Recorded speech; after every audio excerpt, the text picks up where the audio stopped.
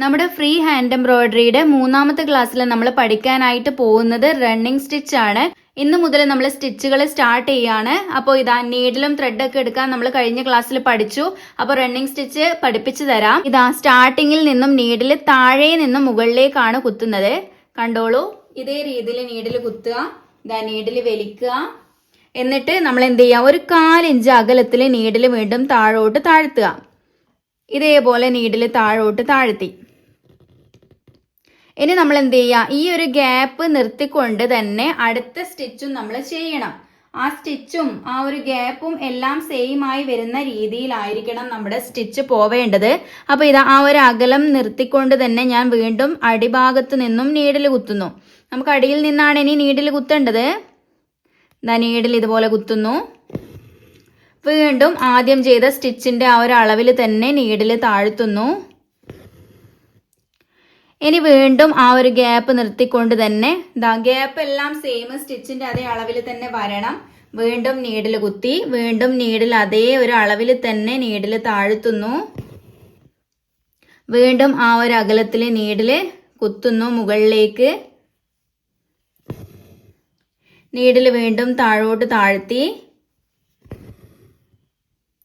വീണ്ടും അടിയിൽ നിന്നും മുകളിലേക്ക് എടുക്കുന്നു. ആ ഒരു അകലവും സ്റ്റിച്ചിന്റെ അളവും എല്ലാം സെയിം ആയി വരുന്ന രീതിയിൽ ചെയ്യുക. ഇത്ര വരെ നമ്മൾ ചെയ്തു. ഇനി വേറൊരു മെത്തേഡ് കൂടി ഉണ്ട്, അതും കൂടെ ഞാൻ പറഞ്ഞു തരാം. നീഡില് താഴേന്ന് മുകളിലേക്ക് കുത്തി, എന്നിട്ട് ഞാനിതാ നീഡിൽ ഫുൾ എടുക്കാണ്ട് ഇവിടുന്ന് തന്നെ ഞാനിതാ തുണിയിലേക്ക് ഇങ്ങനെ നീഡിൽ എടുത്ത് വീണ്ടും ഇതാ ആ ഒരു ഗ്യാപ്പ് എടുത്ത്, കണ്ടോ ഗ്യാപ്പൊക്കെ കറക്റ്റ് ആയിരിക്കണം.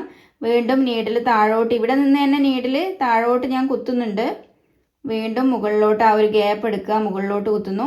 ഞാനിതാ സ്റ്റാൻഡിൽ ഇട്ടതുകൊണ്ടാണ് എനിക്ക് ചെയ്യാൻ ഒരിത്തിരി ബുദ്ധിമുട്ട് കേട്ടോ. കയ്യിൽ പിടിച്ച് ചെയ്യുന്നതാണെങ്കിൽ എളുപ്പത്തിലങ്ങ് ചെയ്യാൻ പറ്റും. ഇതാ ഇത്ര പോരെ ഞാനിതാ നീഡിൽ ഇങ്ങനെ ഒരുമിച്ച് കോർത്തെടുത്തു. എന്നിട്ട് നീഡിൽ വലിക്കുന്നു. കണ്ടോ, ഇതുപോലെ കിട്ടും. ഇതാണ് കുറച്ചും കൂടെ നല്ല നീറ്റായിട്ട് നമുക്ക് കിട്ടുക.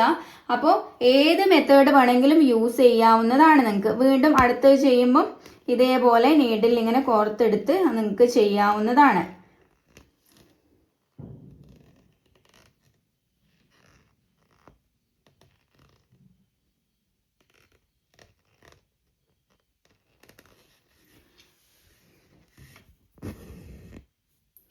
കണ്ടോ, ഇതുപോലെ ചെയ്യാം. ഇനി നമ്മളിതാ ഇവിടെ വെച്ച് നിർത്തുകയാണ്. നീഡിൽ താഴോട്ട് കുത്തുന്നു. താഴെ ഭാഗത്ത് കെട്ടിട്ട് കൊടുക്കുക.